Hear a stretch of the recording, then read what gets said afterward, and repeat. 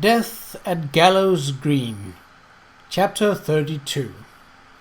No female rat shall me deceive, nor catch me by a crafty wile. Roxbury Ballads, 1866. So it's Highfields Farm you have in mind, Edward said over his shoulder, as they strode along the ridge above the River Stour. What's your opinion? Charles asked. He was trying to walk close enough behind Edward to utilize the lantern light, but far enough back to avoid treading on his heels.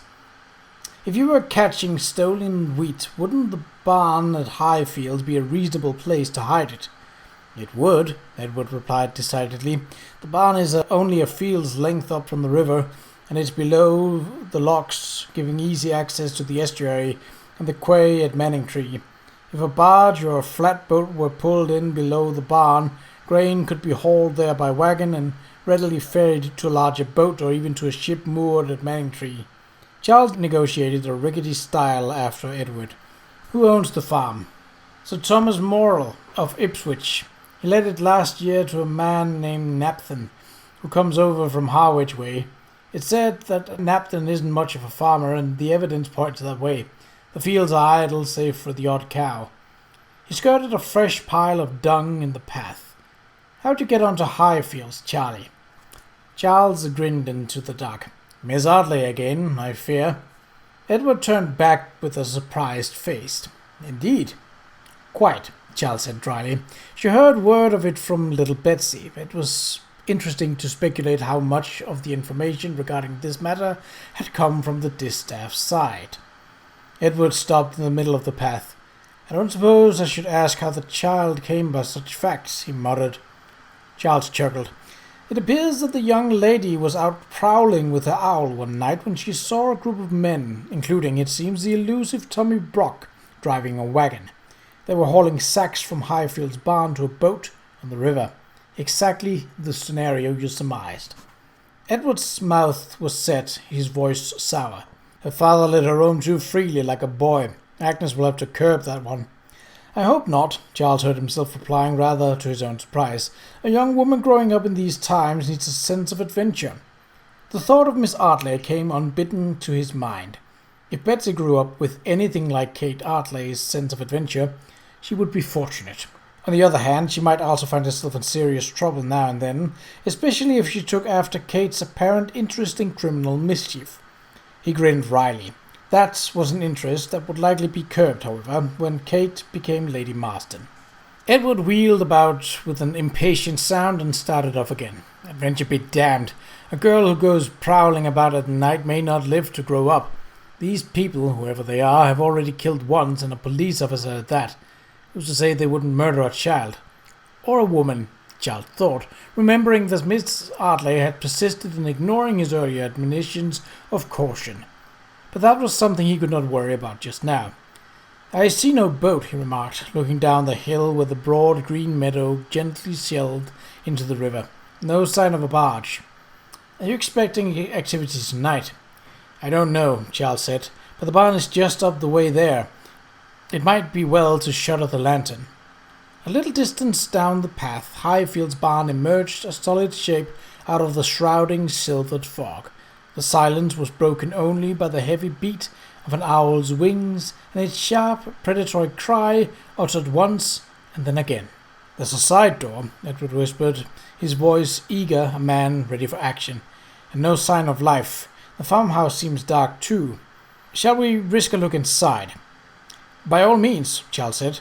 My guess is that if our quarry were on the premises, there'd be a wagon. Anyway, if they're in there, we've cornered them. Like rats, Edward said feelingly.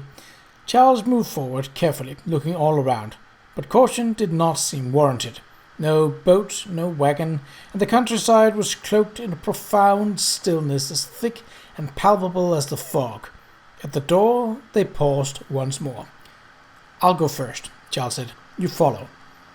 Edward seemed about to say something and then nodded. Cautiously, Charles pushed the door inward with his foot and flattened himself against the wall.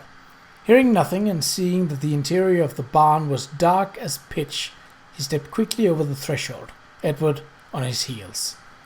Inside there was a thick, dusky odour of animals and stored hay and paraffin, as if a lantern had been recently extinguished.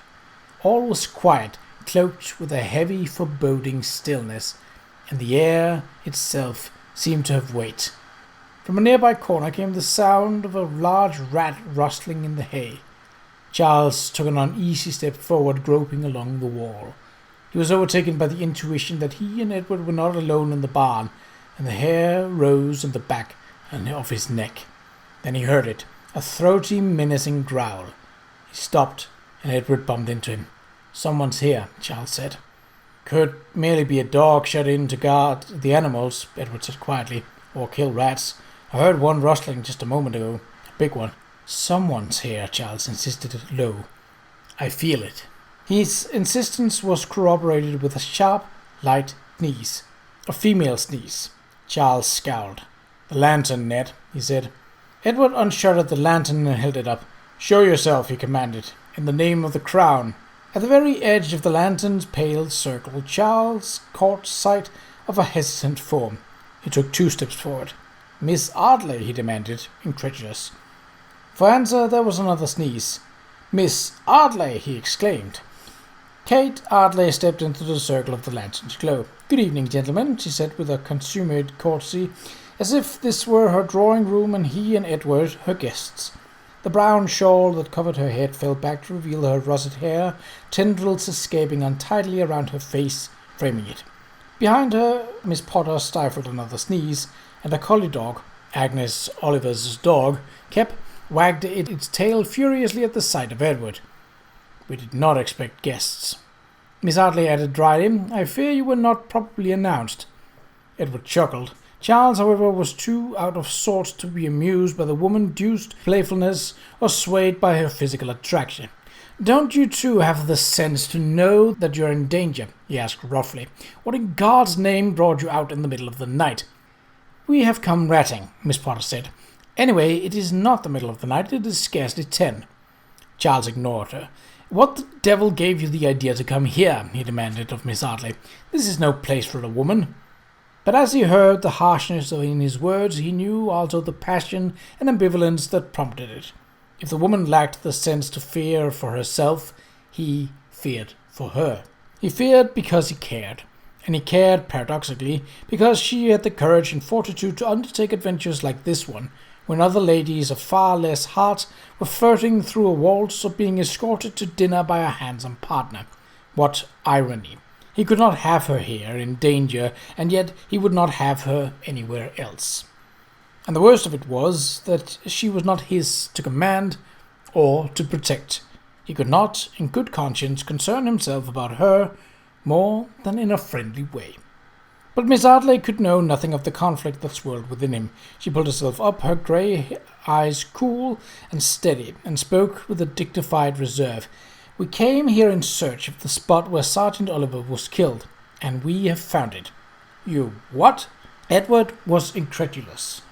"We found the very spot where the sergeant was murdered," Miss Potter put in excitedly. She pointed. "Over there by the wall. There's a bloodstain." "Yes," Miss Ardley said, "beside those sacks." There was a deep sadness in her voice. "After they shot him, they dragged him to the door. You can see the track of the body." For the space of about 3 heartbeats, Charles stared where Miss Potter pointed, and in that brief instant he saw it all, just as it appeared to have happened. Artie bending over to fill his pockets with samples from grain sacks, the grain thieves coming upon him in the dark, Artie turning, the thieves shooting point blank. And then, instead of loading sack into the wagon, they loaded the dead Artie and drove off with him. "But why was he shot?" Miss Potter asked. "What could have been the motive?" Miss Ardley looked at Charles. "It was the grain, wasn't it?" "Yes," Charles replied. His irritation was gone and his anger. How could he be angry at her for having the courage to search for the truth? It looks as though a ring of thieves was stealing grains from granary all throughout the district and storing it here. Archie discovered the crime and was murdered for it. "I see," Miss Ardley murmured. "And Tommy Brock was one of the thieves?" "So it appears," Charles said. "And the farmer who owns this barn," she added. "I hardly think that grain could have been stored here without his connivance." Charles nodded. Agreed. She was thoughtful. And all this can be proved. I ask, of course, because of the need to refute the false charge of poaching and protect Agnes's pension. It will be proved, Edward said with determination, when we apprehend the criminals, and that should be shortly. Excellent, Miss Ardley pulled her shawl closer. There is one more thing, she said. When the bailiff Todd spoke to MacGregor, he intimated that Tommy Brock was wanted for tonight. Miss Potter and I intended to set up an observation post, but since you are here... Since we are here, Charles said, we might as well stay and see what is to be seen and allow you ladies to return home. Exactly. Smiling, Miss Ardley turned to her companion. Well then, Bee, I think we should leave the matter in the capable hands of Sir Charles and Mr. Lakin. Do you agree? The relief was plain on Miss Potter's face. I do indeed, she said vehemently, gathering her skirt in her hand. We've had quite enough adventure for one evening.